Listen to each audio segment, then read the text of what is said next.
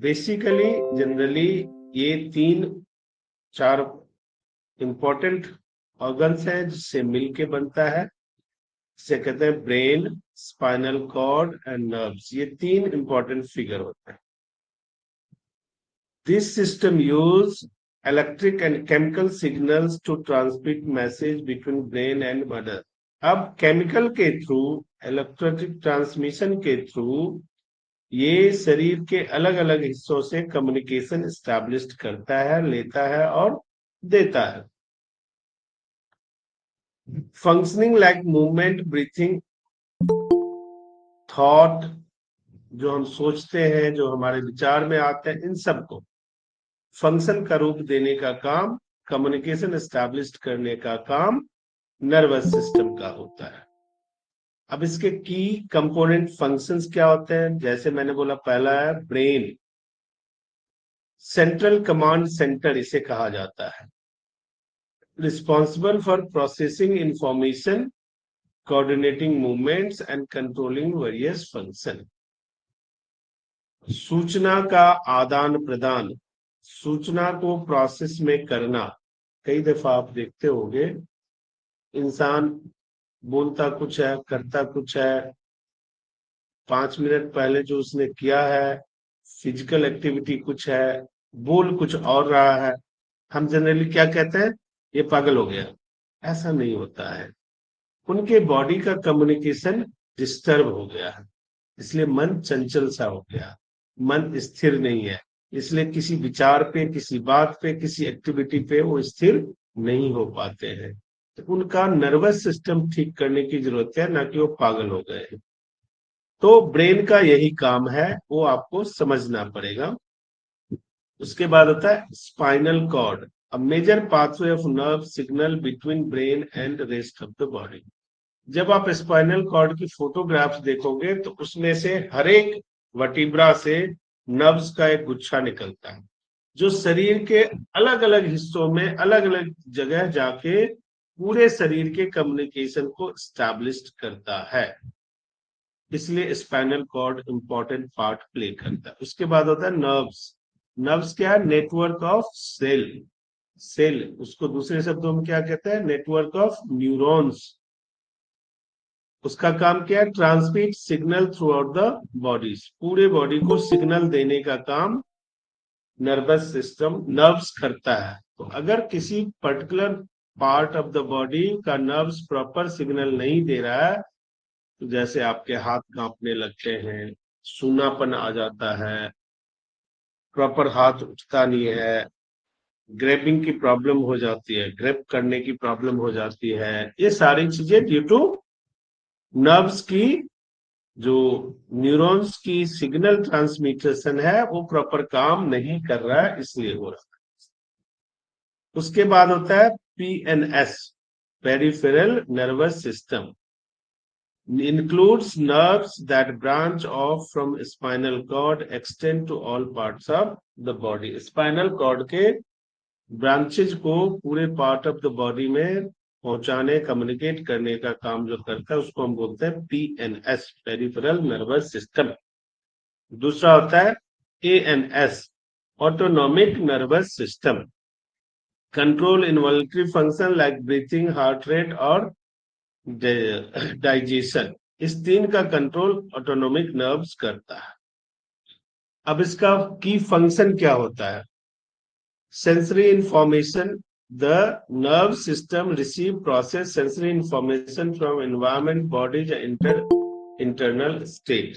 Sensory information, आपके surrounding क्या चल रहा है, आप जहां बैठे हो, आप जो काम कर रहे हो, उसके सराउंडिंग के इंफॉर्मेशन को पास ऑन करने का काम ये करता है।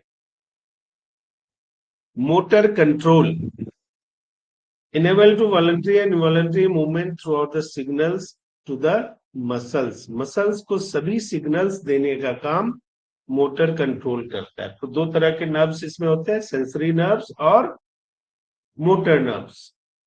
अब sensory nerves state of sense का रियलाइजेशन कराता है, जितने भी सेंस ऑर्गन्स है उसके थ्रू हमें स्टेट ऑफ सेंस का रियलाइजेशन होता है। जैसे खुशबू का रियलाइजेशन नोज से होता है, किसी दृश्य का रियलाइजेशन आंखों से होता है, स्वाद का रियलाइजेशन टंग से होता है।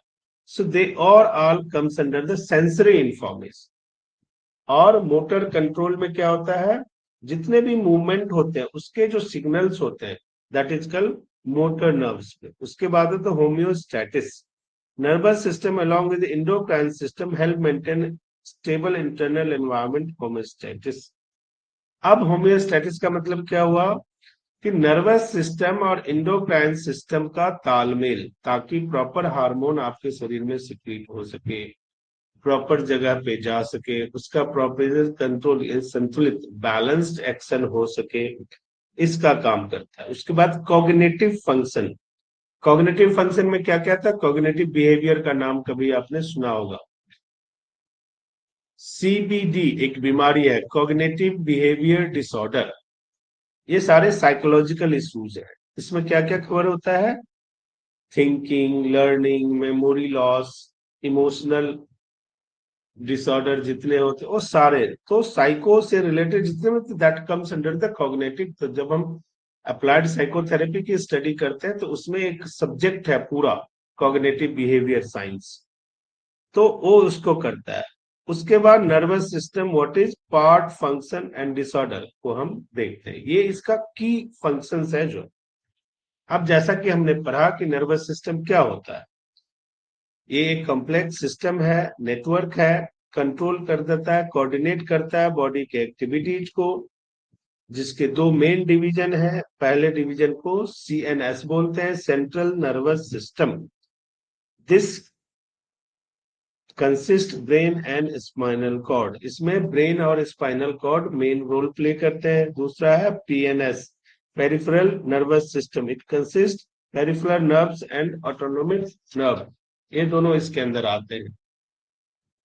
अब इसके मेन ऑर्गन कौन कौन से हैं नर्वस सिस्टम में, तो सबसे पहले ब्रेन आता है, फिर स्पाइनल कॉर्ड आता है, फिर आईज आते हैं, फिर ईयर आते हैं, फिर सेंसरी ऑर्गन ऑफ टेस्ट आता है, फिर सेंसरी ऑर्गन ऑफ स्मेल आता है, sensory receptor located skin, joint, muscles, other parts of the body illustrate the nervous system। ये सारे कम्स अंडर इसके अंदर आते हैं, चाहे वो मेल हो चाहे वो फीमेल हो, वो सब में सेम एज इट इज होता है।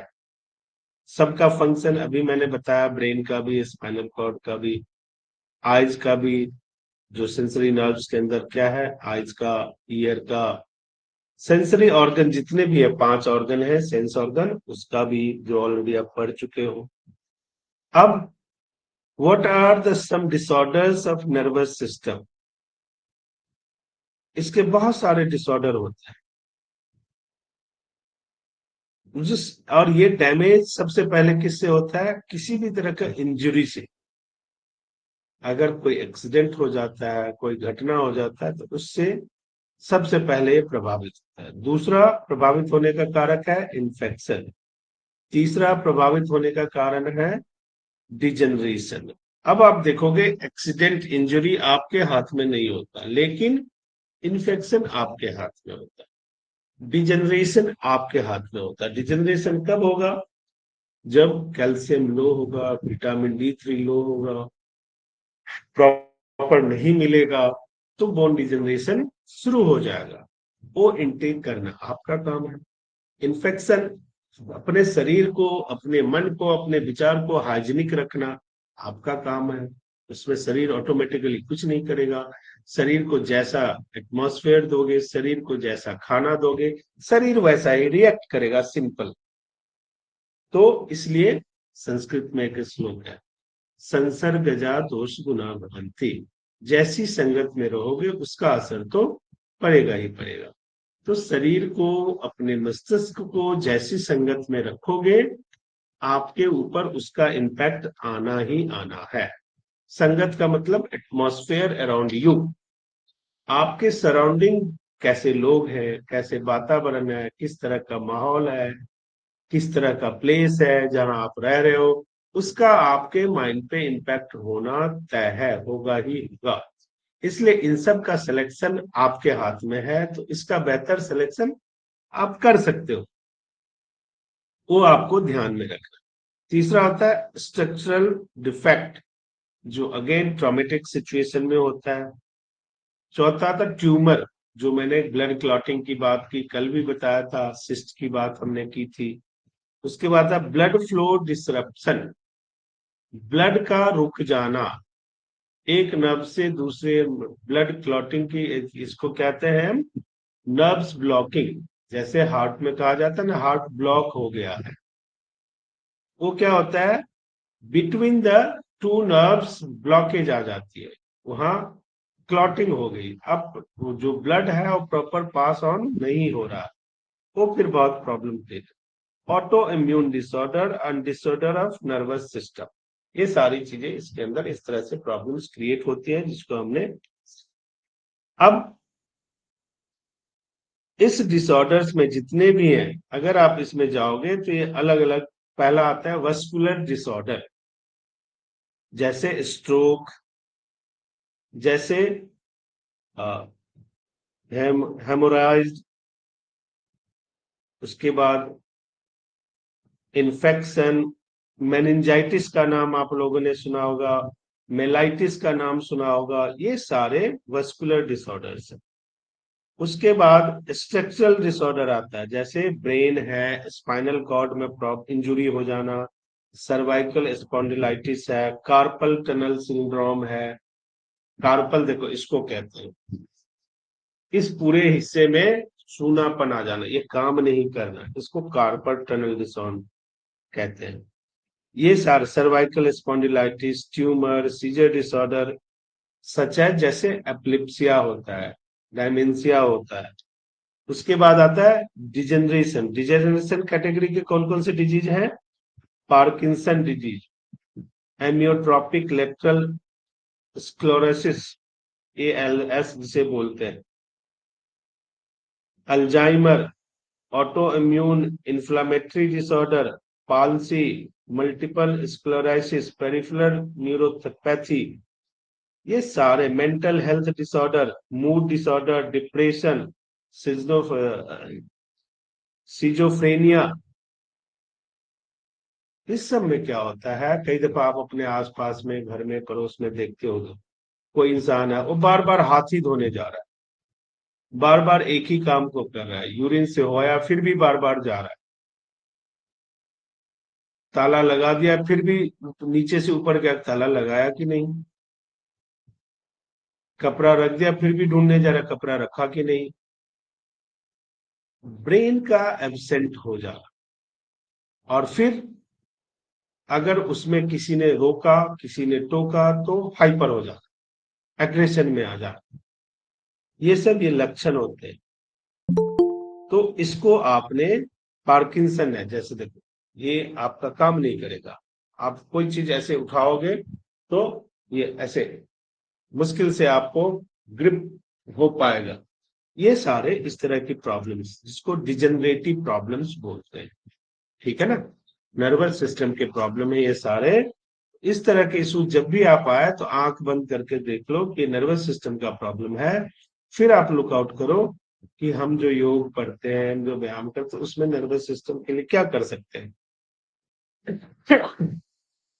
इसके अलावा नर्वस सिस्टम डिसऑर्डर है, कॉमन नर्वस सिस्टम डिसऑर्डर में अलग अलग चीजें होती हैं, इसके सिम्टम्स अलग थोड़े से होते हैं। अब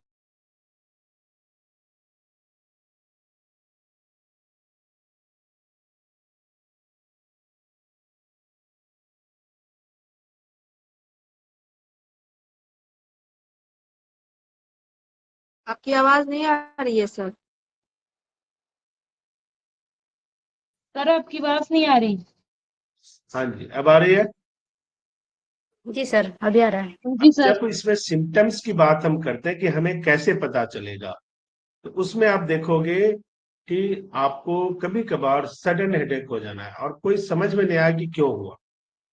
एक तो हो गया बहुत थक गया, हार गया, बहुत पजल में है, बहुत ऑक्यूपेशनल हजार्ड है, तो पेन होना स्वाभाविक है।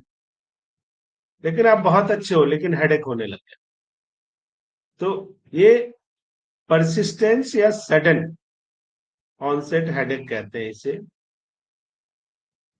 अब दूसरा हेडेक होता है हेडेक दैट चेंजेस, अलग अलग तरह के आपको फीलिंग आने लगे,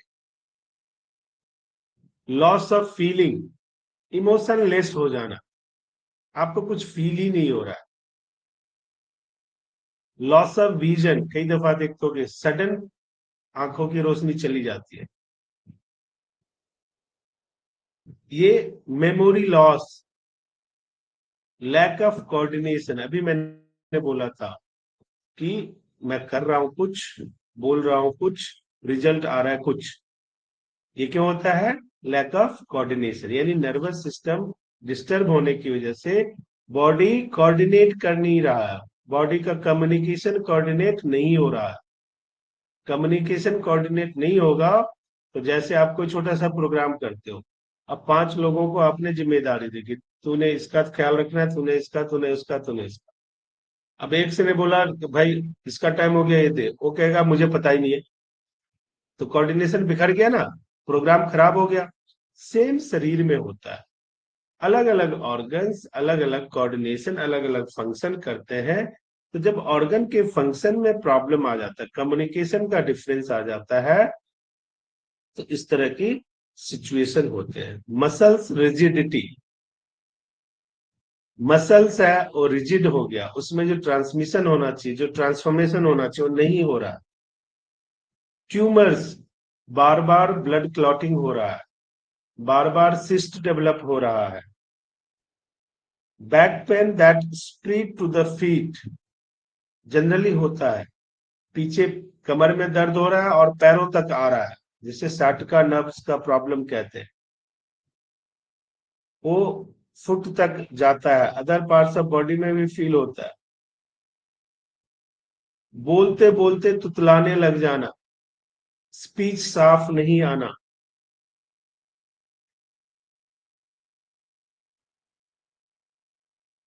इस तरह सा बहुत सारी और सिम्टम्स हैं जिससे आपको पता लग जाता है कि ये एक्चुअल नर्वस सिस्टम का इशू है।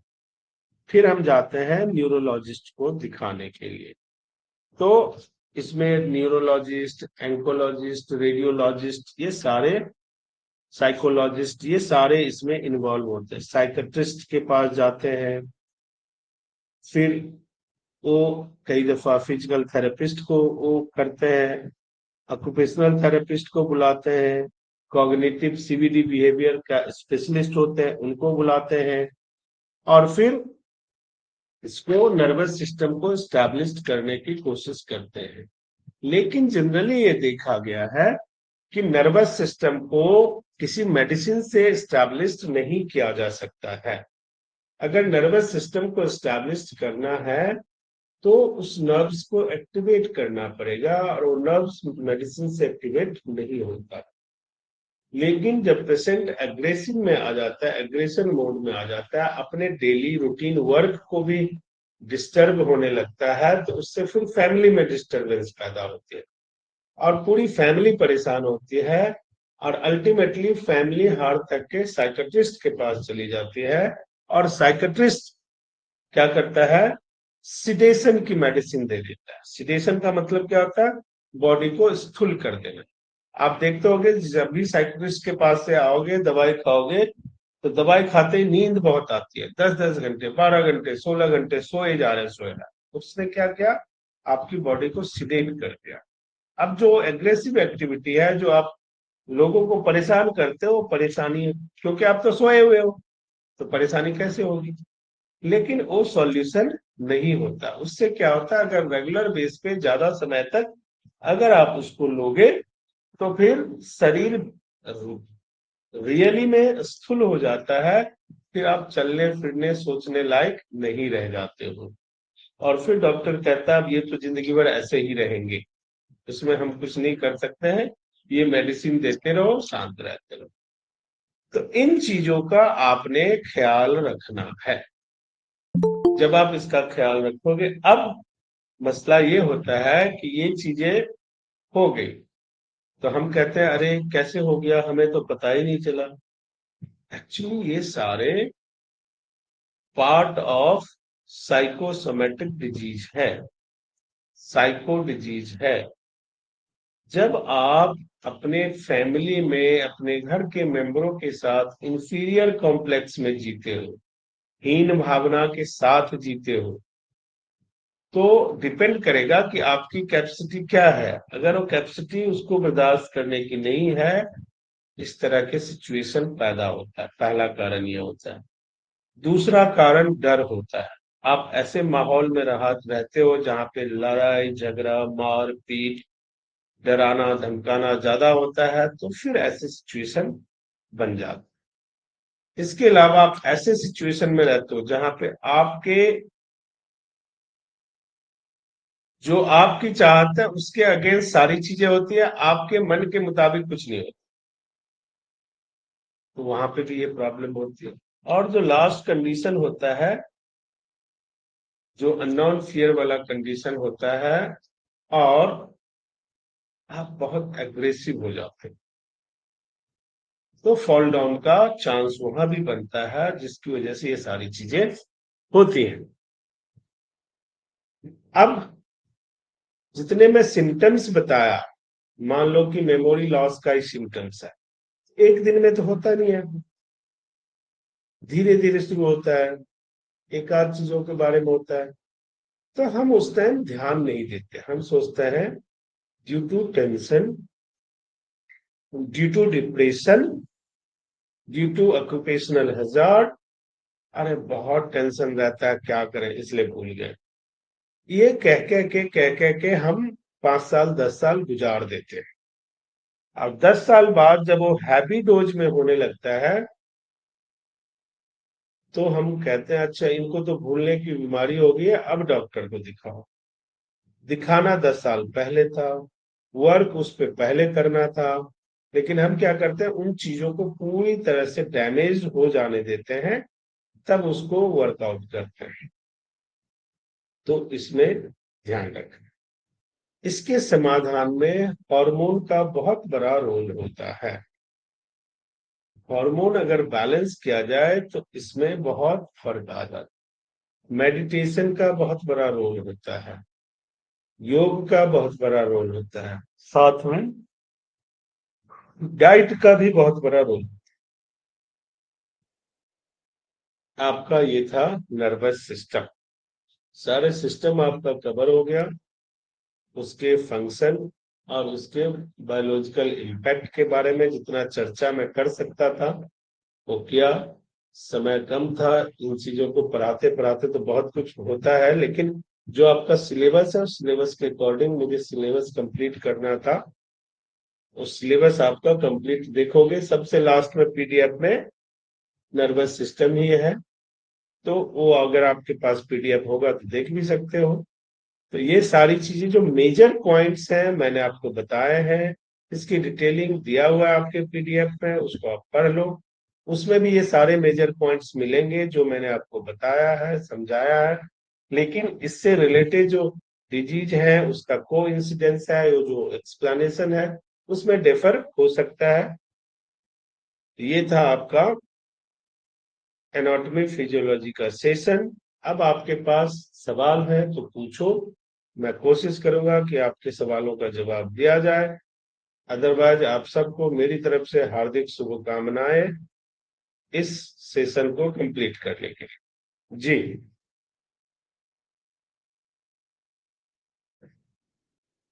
पूछो, सवाल जो भी है पूछ सकते हो।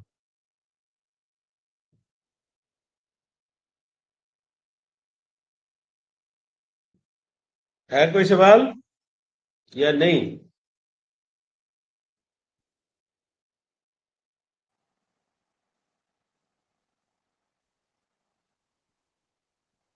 सर ब्रेन की स्ट्रोक मारने के पहले क्या सिम्टम है?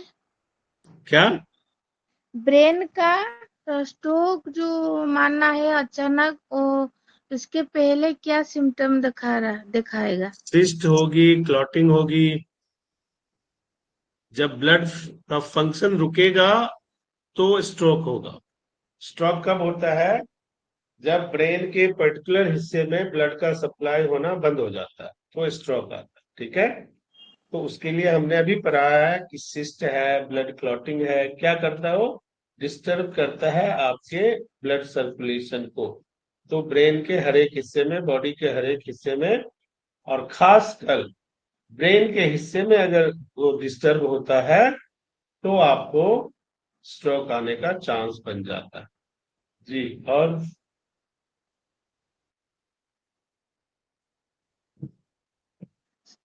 सर शरीर वीक होने के किस लिए वीक होता है? शरीर को कुछ क्या काम होता है, करने और शरीर वीक लगता है, मैंने शरीर से वीक मैंने जाके विटामिन D3 और B12 का टेस्ट करवाओ, फिर रिपोर्ट भेजना मुझे। विटामिन B3 और B12। हाँ, और कुछ पूछना है?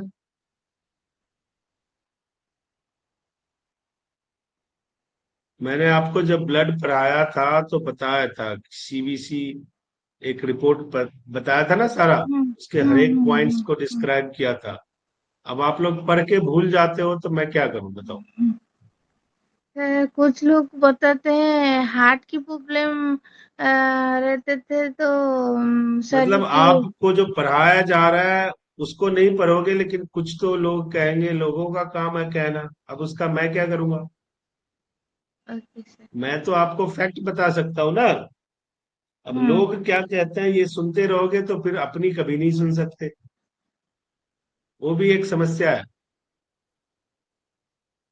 ये सबसे बड़ा कैंसर है, LKK, हमारे जीवन का सबसे बड़ा कैंसर। लोग क्या कहेंगे, इसके चक्कर में हम अपने जीवन का काम ही नहीं करते। लोग जब भूखे रहते तो पूछने आते हैं। जी बोलो, और कोई सवाल? नर्व्स प्रॉब्लम में हाथ दुख रहा है जो, उनका क्या करेंगे? हाथ क्या हो पैर गया? नर्व्स प्रॉब्लम में हाथ पैर हिला रहा है, मन दुख रहा है। तो नर्व्स को स्ट्रांग करना है। नर्व्स से रिलेटेड जो नर्व्स को बूस्ट करने वाली चीजें हैं उसका सेवन करो। अमरबेल है, जटामासी है, ब्राह्मणी है, इन सब का सेवन करो, ठीक हो जाएगा। जी, और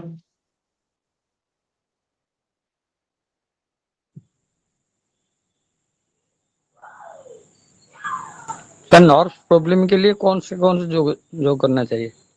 कौन सी प्रॉब्लम के लिए? सर नॉर्थ प्रॉब्लम के लिए, नोज, नर्व सिस्टम।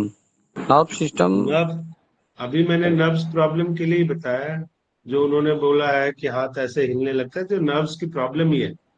बोला ना, अमरबेल है, ब्राह्मणी है, जटामासी है।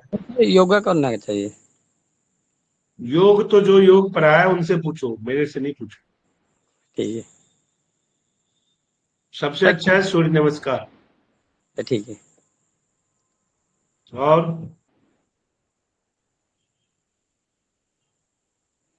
सर, कैसे जानूँ हमें किडनी खराब है? किसका किडनी खराब है?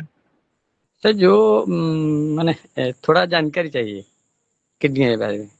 क्या खराब है, पहले रिपोर्ट भेजो। ऐसे थोड़ी किडनी आपने कह दिया किडनी खराब है, मैंने सुन लिया और बता दिया, ऐसे नहीं होता ना। सर किडनी ठीक। में क्या खराब है? और ज्यादा मैंने। सिम्टम बता रहे, सिम्टम कैसे आता है किडनी ठीक है खराब सर। होने? किडनी में क्या खराब है मुझे बताओ तो सही, तब तो मैं कुछ बोलूंगा ना। किडनी खराब है ये क्या सवाल हुआ?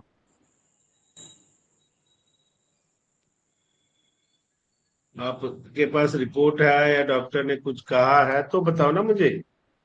ऐसे मैं क्या बोलूं कि किडनी खराब है, तो राजमा पेस्ट बना लो, उस पर चिपका दो, किडनी जैसा दिखने लग जाएगा। ऐसे नहीं होगा ना। आप मुझे एक्चुअल रीजन बताओगे तो मैं उसका सॉल्यूशन दूंगा। जब मुझे रीजन ही नहीं पता तो किडनी तो 1000 वजह से खराब हो सकती है और सबके लिए अलग अलग चीजें हो सकती है। तो किस पर्पस के लिए है ये तो बताओ मुझे, तभी तो मैं बताऊं ना आपको कुछ। बोलो, और बोलो, और पूछना है कुछ या हो गया? साइटिका जो हो रहा है जंघा से नीचे तक, वो कैसे दूर करा जाए? आसन योगा से या अपनी कुछ? आदतें ठीक कर लो, अपने पोस्चर ठीक कर लो, खाने पीने की आदतें ठीक कर लो, सेट का ठीक हो जाएगा। हम जब बैठते क्या हैं क्या उठते खाना हैं। है? हाँ। हाँ जी। साइटिका प्रॉब्लम से, कमरपन से क्या खाना चाहिए? अभी आपको पढ़ाया ना, साटिका कहाँ है, कमर कहाँ पर है, क्या क्या मेन पार्ट्स पर है ब्रेन नर्वस सिस्टम का, बताओ, नाम बताओ, कौन बताएगा? Brain, spinal cord. Nerve. Spinal cord. तो साटिका का पेन किस में होता है? Spinal cord. Spinal cord. Spinal cord में साटिका नर्व्स होती है जो लंबर से निकल के पैरों तक जाती है। अब वो नर्व्स का कोई कवरिंग नहीं होता है स्पाइन के अंदर, जितने स्पाइनल कॉर्ड के अंदर जितने नर्व्स हैं वो तो कवर्ड है, लेकिन वहां से लंबर से निकल के जो नर्व्स हो जाता है वो कवर्ड नहीं होता। तो वहां पे बोन डिजनरेशन हो जाएगा, कैल्शियम की कमी हो जाएगी, या कोई चोट लग जाएगा, या आप लगातार किसी एक पोस्चर में काम करते हो तो आपका उस पर्टिकुलर हिस्से का बोन या उसके अंदर जो वर्टिब्रा है वो बल्ज हो जाता है, बल्ज हो जाता है। वो जब ऐसे आप फ्लेक्सिबल होगे, आगे की तरफ झुकोगे या अलग तरीके से लेटोगे तो वो नर्व्स दर्द दबता है, जैसे ही दबेगा तो दर्द होगा, उसी को सट का पेन बोलते हैं। जी। और सर, हेयर फॉल को रोकने के लिए कुछ तेल?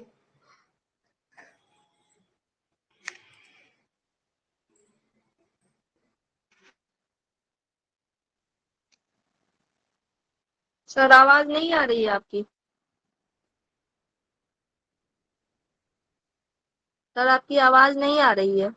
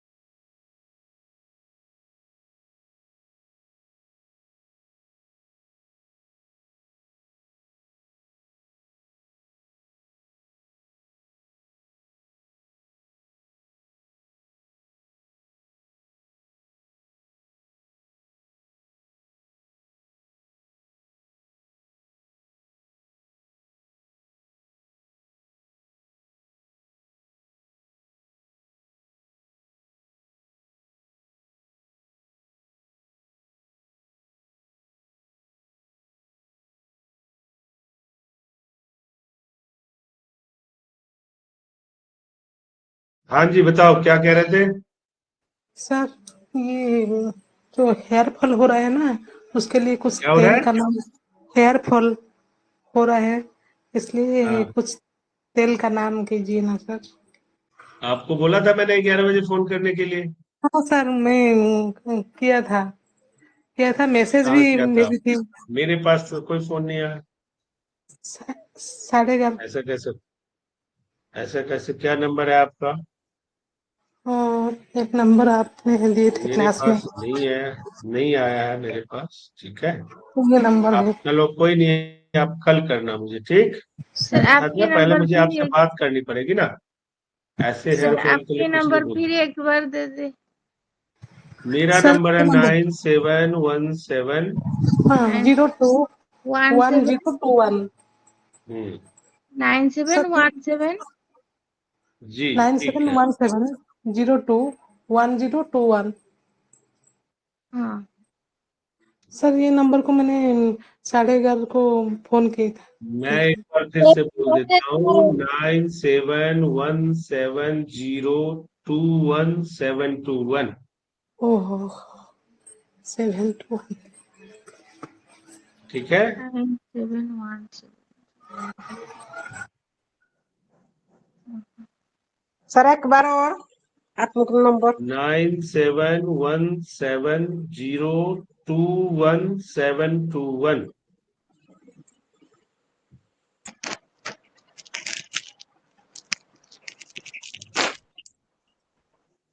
ठीक है जी, और बताओ। ठीक है, तो सेशन को खत्म करते हैं और आप सबको बेस्ट ऑफ लक। पेपर्स होंगे आपके जून में मेरे ख्याल में, तो सर आप जून लोगों के लिए कितने में एग्जाम है? वो तो सर बताएंगे, वो मुझे नहीं पता। ठीक है, आप लेकिन मेरी तरफ से आपकी आप पढ़ाई सबको तो बहुत शुभकामनाएं। अच्छे रहा। अच्छा, मेरी पढ़ाई बहुत हम्म, अच्छी है। आप लोग बहुत इसको अच्छी। याद रखोगे तब वो अच्छी बनेगी ना। अगर ठीक याद है। नहीं रखोगे तो अच्छी कैसे बनेगी, फिर आप भूल जाओगे, क्या फायदा हुआ, फिर एक है ना। बार आपको जो पढ़ाया गया उसमें से 10% भी अपनी लाइफ में, रेगुलर लाइफ में ले आओगे तो आपके घर में बीमारी कम हो जाएगी। हाँ जी। होता क्या है कि अभी पढ़ा, सुबह याद नहीं है, क्योंकि बीच में यूट्यूब फेसबुक सब जल्दी जल्दी आ जाता है ना, हाँ सर। तो फिर दिमाग वहां चला जाता है। ठीक ठीक है, बोल रहे और ब्रेन हैं। की परमानेंट मेमोरी में किसी चीज को डालना है तो उसका कम से कम 21 बार प्रैक्टिस करना पड़ेगा। यानी सेम चीज को 21 बार पढ़ोगे तो ब्रेन के परमानेंट मेमोरी में चला जाता है, फिर वो कभी भूलोगे नहीं। सर कैसे अब हम फेसबुक यूट्यूब नहीं देखना चाहिए, कैसे उसको अवॉइड करना है? बताया तो था, फोन को पानी में डाल दो बस, न रहेगी बांज न बजेगी बांसुरी। नहीं सबसे अच्छा उपाय है। और वो कीपैड वाला फोन ले लो, बात ही तो करना है।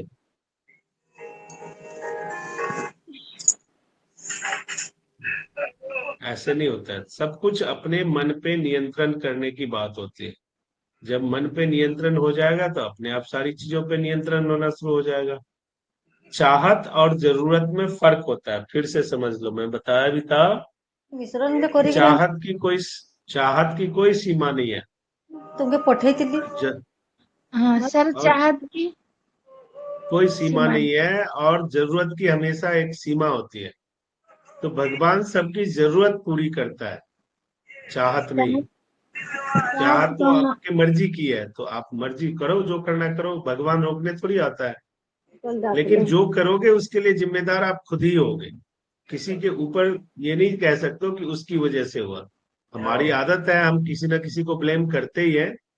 लेकिन चाहत पूरी करने के दौरान कोई आपका नुकसान होता है, कोई आपके साथ ठगी होता है, कोई आपके साथ कुछ होता है, तो आपका एंड है, क्योंकि वो आपकी जरूरत नहीं थी, वो आपकी चाहत है। तो यूट्यूब देखना, फेसबुक देखना, वो आपकी चाहत है। और चाहत कब एडिक्शन बन जाता है ये आपको पता ही नहीं चलता, क्योंकि विजुअल चीजों का हमारे ब्रेन पे बहुत इम्पैक्ट पड़ता है। विजुअल चीजें जल्दी याद रहती है हमें, उसके बाद सुनी हुई चीजें याद रहती है, पढ़ी हुई चीजें देर से याद होती है, और सबसे ज्यादा काम पढ़ी हुई चीजें आती है। तो इसलिए इसका बैलेंस करना तो आपको मेंटेन करना पड़ेगा, तभी हो पाएगा, मेरे कहने से नहीं होगा। ठीक है जी। सर कुछ लोग सडन गुस्सा करते हैं, उसको उनका गुस्सा कैसे हम माने ये करेंगे, क्या कंट्रोल करते हैं, करेंगे? गुस्सा, सडन गुस्सा हो जाता है कौन कुछ कुछ किसको सडन गुस्सा हो जाता है। हमारा आसपास लोग कुछ होते, कुछ हमें बोला, सडन गुस्सा हो उनके जाते हैं। साथ बात करो पहले, उनके मन में बहुत सारी चीजें हैं, बहुत सारे हम्म, कंफ्यूजन है। तो हम्म, उस कंफ्यूजन को जब सुनोगे, हम्म। हमारे तो आस उनका मन खाली होगा तो गुस्सा होना बंद हो जाए। क्या गैस होता होती है ना कि हर एक इंसान एक धारणा बना लेता है, ये तो ऐसा ही है, इसलिए इसके साथ ऐसा ही बिहेव करना है। लेकिन उसमें सच्चाई कम होती है, तो वो तो आपस में बात करने से पता चलता है। बात करने का स्पेस ऐसा हो कि आप सुन सको और आप जो बोलो वो दूसरा भी सुन सके। जहां ये स्पेस नहीं होता तो ये डिस्टेंस आ जाता है। ठीक है जी। हाँ सर। और सर बोलो। सर आप कहाँ से हो? मैं दिल्ली से हूँ, बताओ। कुछ नहीं सर, ऐसे ही जानना था बस, इसलिए कुछ। कोई ना। सर दिल्ली से भारतीय योग संस्थान तो आप जानते होंगे। कौन है? भारतीय योग संस्थान। भारतीय योग संस्थान, हाँ बताओ। इस सब के बारे में शुक्ला सर है ना, वो आप लोगों को ज्यादा बेहतर गाइड कर पाएंगे। ठीक है। सर प्रणाम जी। हाँ जी, प्रणाम सर। प्रणाम जी, प्रणाम। चलो, धन्यवाद आप सबका। थैंक यू वेरी प्रणाम मच। सर। नमस्ते। थैंक यू प्रणाम सर, सर। नमस्ते sir. Thank you ji, thank you. प्रणाम सर।